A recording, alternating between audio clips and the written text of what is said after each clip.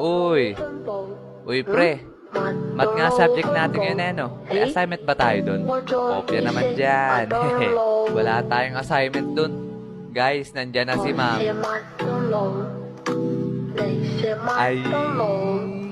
Ay, ay. Oh, sino nagkakrush sa teacher dyan? Kaway-kaway. Wow. Okay, class, nakapag-ready na ba kayo ng sarili nyong isosolve na problem? Sinabi ko na sa inyo yan nung last meeting natin na sa Blackboard nyo isosolve yan para ma-share sa inyo mga kaklase. Okay, dahil dyan mabunot ako sa index card. Rio, ma'am, present, never absent.